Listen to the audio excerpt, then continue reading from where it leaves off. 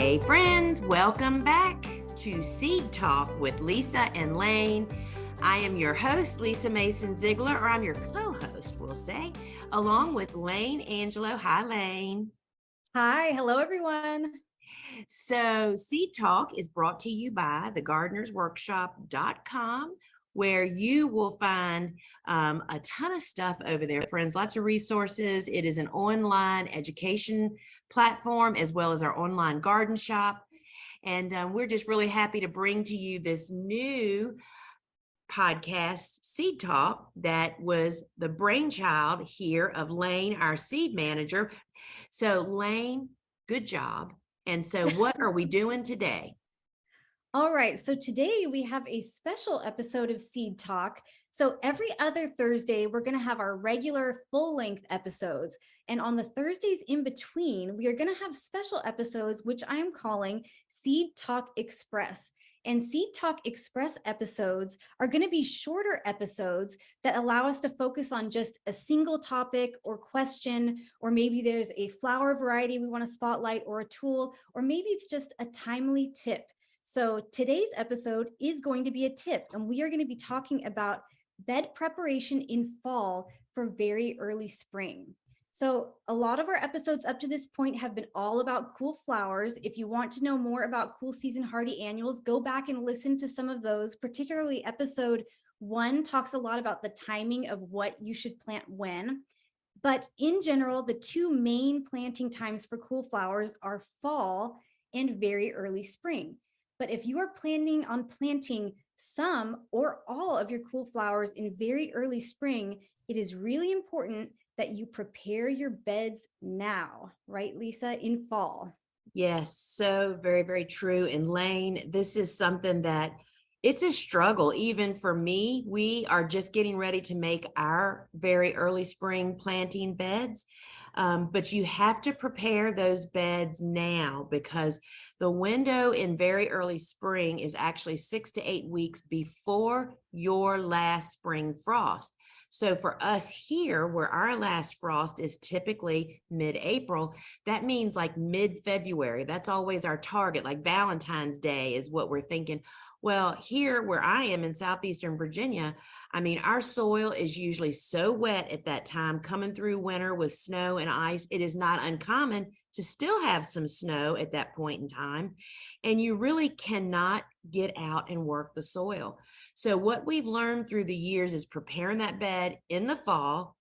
And I mean, prepared to the end, y'all, mulched and how whatever way, whether it's Bio 360 or mulch, to actually get it completed in the fall. And that empty bed just goes through winter, ready and waiting for your very early spring transplants.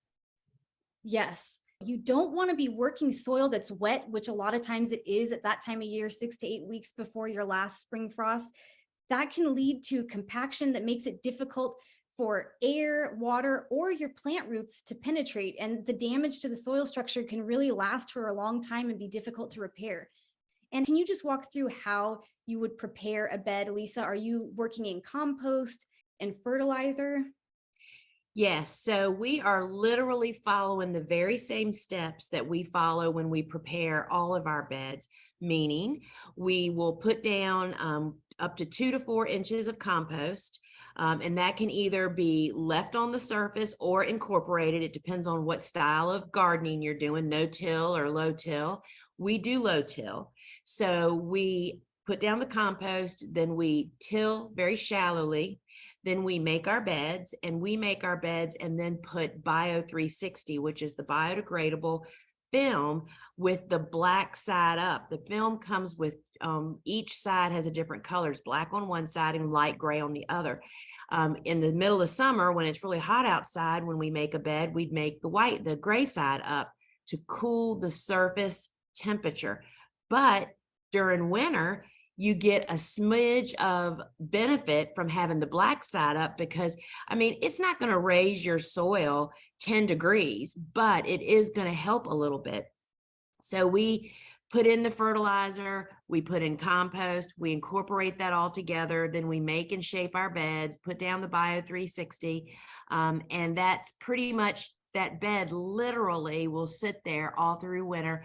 And sometimes in mid-February when we go to plant, if we have snow, we can even push broom the snow off of those beds. We did that about 3 years ago to plant our stock and our straw flowers.